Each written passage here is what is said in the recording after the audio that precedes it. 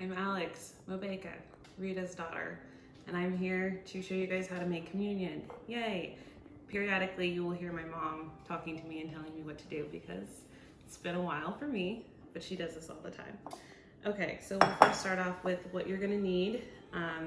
You guys should have this with you, which is just directions on how to make communion bread and everything you need. You're gonna wanna start with all-purpose flour.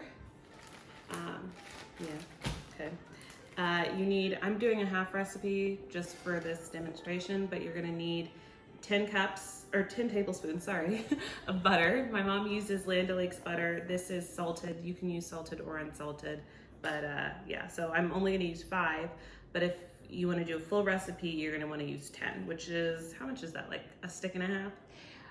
10 would be 1 stick, and then you can look at the way it's segmented on the butter itself, and it's just 2 tablespoons, so it's almost like a quarter.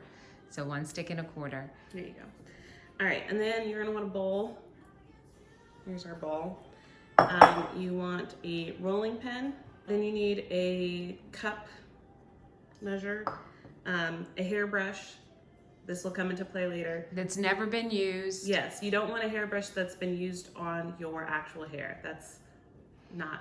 A pizza cutter and this thing, which I forgot what it's called, but use it to grate. I think it's like a cheese, no, it's not a cheese grater. I don't know, but it looks like this.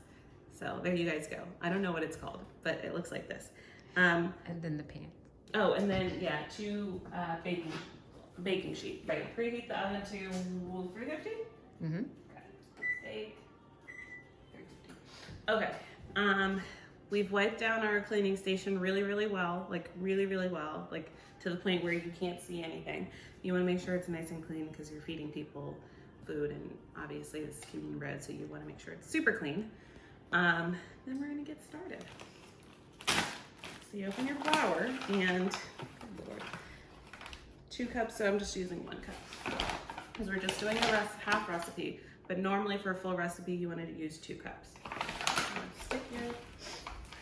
Now, so a full recipe could make about 1,000 pieces of communion bread. This half recipe is probably going to make somewhere between 400 and 500, depending on how you cut it. So, okay, 1 cup of flour.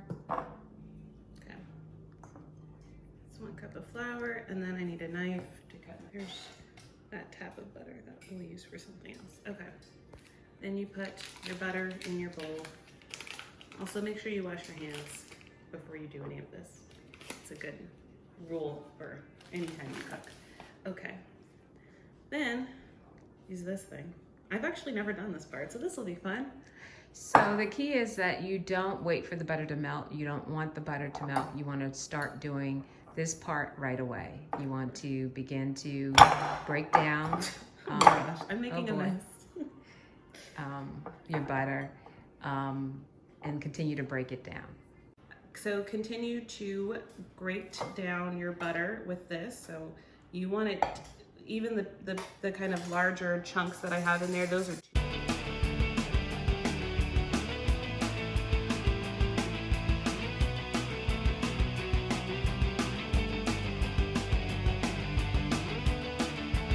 part.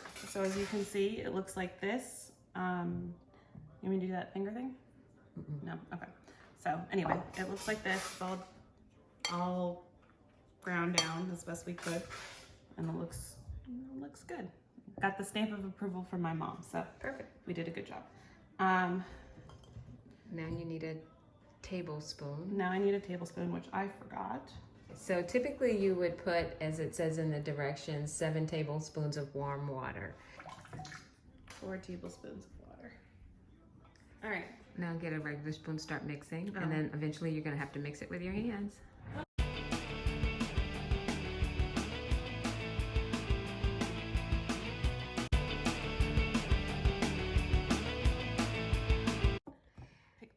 And keep in mind that, you know, you may have measured a little bit too much or a little bit too little or whatever, so that if you feel like you need a little bit more water, you can put that in there. If you feel like it's too light, you need a little bit more flour, you know, you have that flexibility to do that.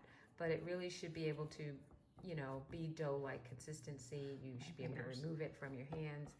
And it should be a pretty soft dough.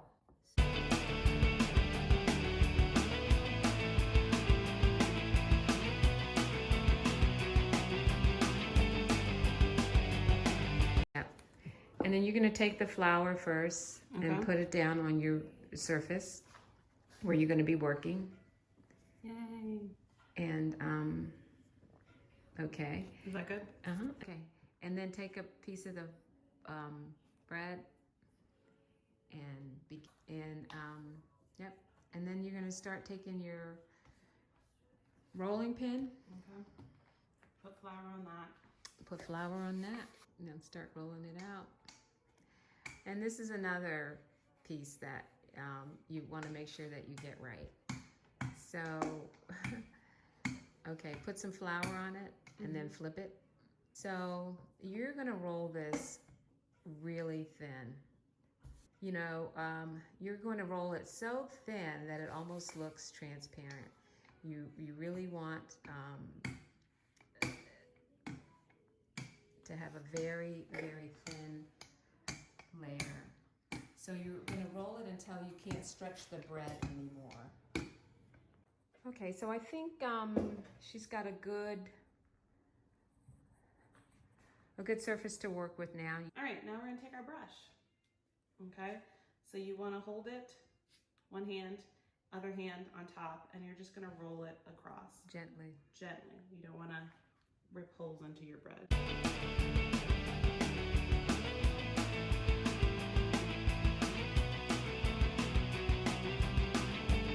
All right, so now we're going to put our masterpiece on the pan. Best way. So we switched places because she felt like I wasn't doing a good job. So there we go.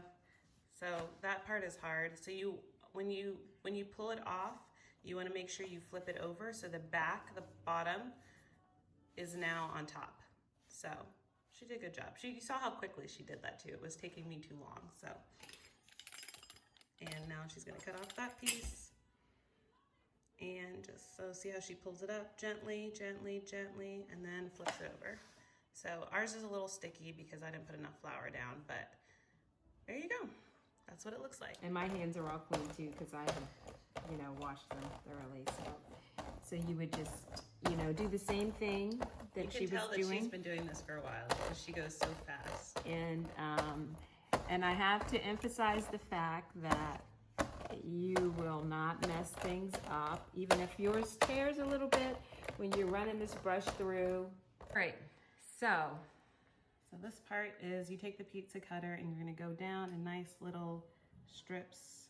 That's a little fat one. It's a little thin, but that's fine. There's no rhyme or reason.